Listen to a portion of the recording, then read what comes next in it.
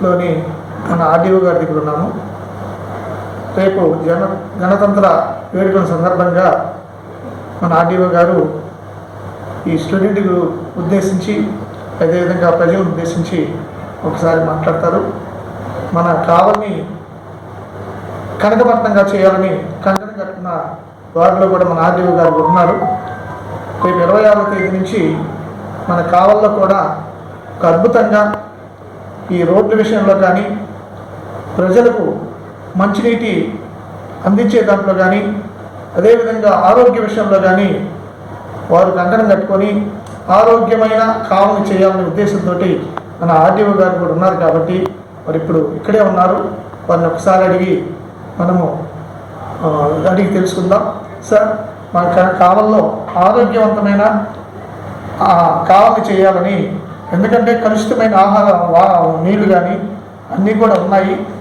మీరు ఏ విధంగా ప్రజలకు ఈ కలుషితమైన ఆహారాన్ని తీసుకోకుండా మంచి వాటర్ తీసుకొని ఆరోగ్యంగా ఉండాలని కోరుకుంటున్నారు? ఒకసారి మీరు చెప్పండి సార్. అందరికీ నమస్కారం అండి. ఈ కావలిలో ఇప్పుడు మీరు అడిగిన ప్రశ్నకి మన కావలి నియోజకవర్గం కానీ కావలి డివిజన్ మొత్తం మీద కానీ ఎలా ఆరోగ్యంగా ఉండాలి అని మీరు అడిగినారు. సో దీంట్లో వచ్చేసి ముఖ్యంగా మనకు ఈ శుభ్రత అనేది మనం కూడా రోజు మీరు పొద్దునే ఈ మధ్యకాలంలో చూసినట్టయితే పొద్దునే 6 గంటలకల్లా మొత్తం అందరూ కూడా రోడ్లు శుభ్రం చేస్తున్నారు, అన్ని శుభ్రం చేస్తున్నారు. ఈవినింగ్ నైట్ అంతా కూడా పనిచేస్తున్నారండి మన కావలి మున్సిపాలిటీ అంతా కూడా. సో మొదట మనం పరిశుభ్రత మీద ఫోకస్ చేసామండి. అలాగే మన ఇప్పుడు కావలి ఒక ఏరియా హాస్పిటల్ ఏదైతే ఉందో ఆ ఏరియా హాస్పిటల్లో కూడా ఇప్పుడు మనకు అన్ని జబ్బులకు సంబంధించిన వైద్యం లభిస్తుందండి అక్కడ. సో ఆ విధంగా మనకి ఆ ఏరియా హాస్పిటల్ అది కూడా ఇప్పుడు మన డెవలప్మెంట్లో కొంచెం చేరుకుంటుందండి. అంటే ఆ ఏరియా హాస్పిటల్లో కొన్ని డెవలప్మెంట్స్ అనేవి జరుగుతూ ఉన్నాయి. సో అలాగే మిగతా ఈ ఏదైతే విషయంలో పరిశుభ్రత కానీ దేంట్లోనో కానీ క్వాలిటీ మెయింటైన్ చేయడంలో కానీ దాని మీద కూడా అన్నీ కూడా ఫోకస్ చేయడం జరిగింది.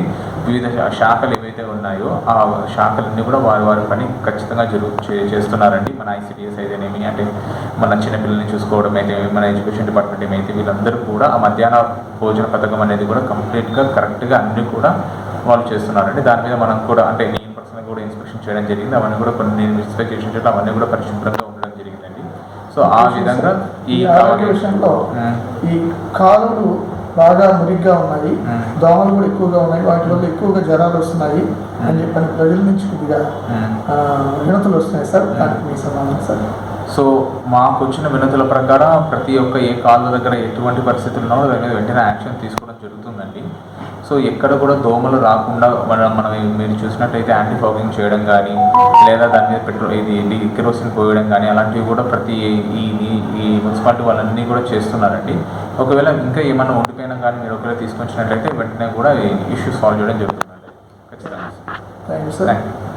కావాలని ఆరోగ్యమైన కావాలని చేయాలని చెప్పని సిద్ధంగా చెప్పుకున్నారని చెప్పని వారి మాటల్లో చెప్పడం జరిగింది.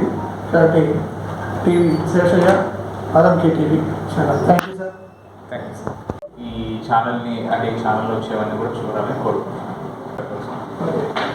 సందర్భంగా అందరికీ ఈ నియోజకవర్గాన్ని అందరూ కూడా పండుగగా తెలుస్తున్నాను. కూర్చోబెట్టి సార్లు కూర్చుంటారా సపరేట్గా